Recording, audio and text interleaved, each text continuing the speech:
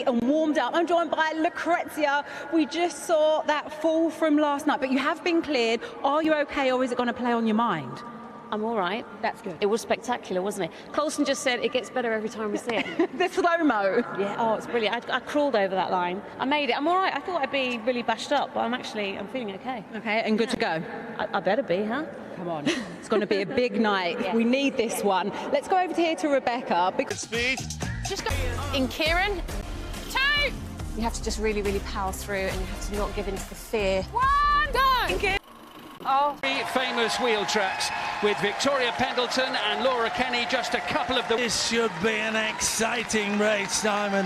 Who has the stamina and leg speed to come out on top? There's Phoenix Golzer-Brown in position 1. She's got potential, but has struggled for confidence following that crash in training. Lucrezia Millarini has shown great consistency throughout the week.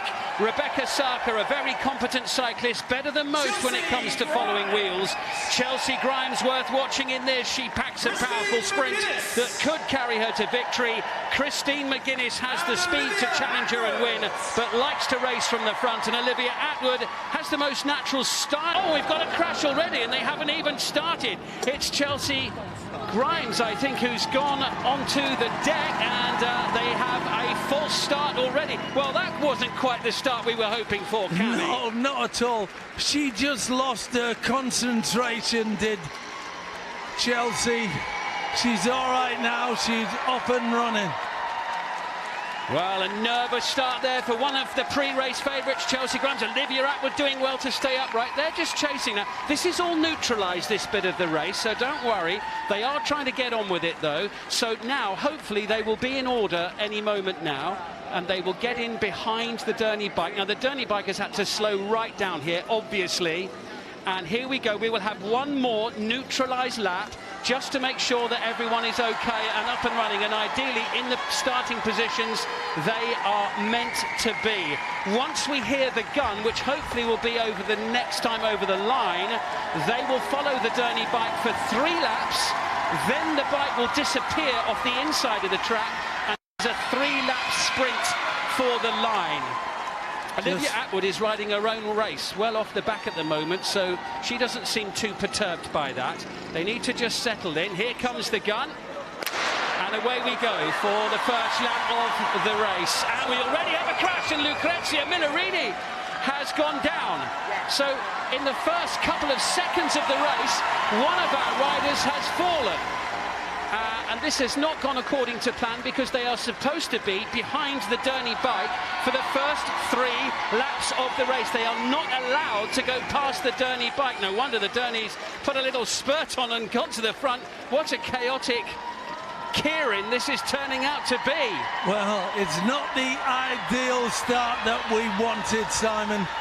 It really is a case of what's going on.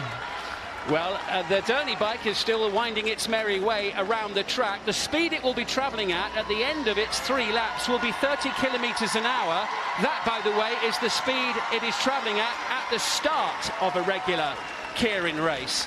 But there's an enormous gap there from the back of the Derny looking to the front of the field. It's Chelsea Grimes at the front. Christine McGuinness is the rider in 2nd place in the pink, and Rebecca Sarker is 3rd. So I have to say, Cammy, with Chelsea Grimes at the front and Christine McGuinness in 2nd place, that so far, they are the 2 riders that we were expecting to see at the front. So the bike has gone, the race is on, and we effectively have 3 of them still in contention, with Phoenix Golzer-Brown riding on her own back in 4th place. Well, Chelsea Grimes has the right mentality to win this race. Just look at her kick. She's not worried about what's behind her. It's everything in front. Christine is doing great chasing her. Now, Chelsea Grimes with a big lead. Can she keep it going? She will take the bell this time. 250 metres to go. She was a winner on the athletics track yesterday. Is she going to be a winner in the velodrome tonight? Chelsea Grimes leads into the back straight.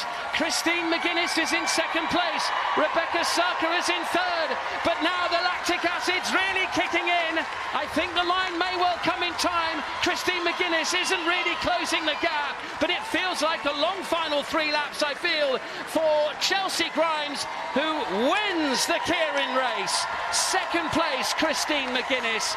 Third place, not far behind, is Rebecca Sarker. Olivia Atwood has crossed the line, but she is further behind. She hasn't actually finished yet. Phoenix Golza Brown will be the next to cross the line. She's coming into the finishing straight as Chelsea Grimes celebrates 3/4 of a lap ahead of her. Phoenix Golza Brown over the line in 4th place. Christine McGuinness there in second will collect 5 points, but there's the winner, Cammy. Oh, she's delighted as well. She's got... Yeah, but you know who my eye was on? Christine. Yeah. I'm someone that's similar to Christine in ways. Last year I come out with some mental health problems that I struggle with, and the fact that Christine has managed to come second and do every competition, I think that deserves a round of applause. Grimes takes the win ahead of Christine McGuinness. Rebecca Sarker not far behind in third. Phoenix in fourth. Olivia claims a couple of points, but Lucrezia Millarini a faller in the first few metres.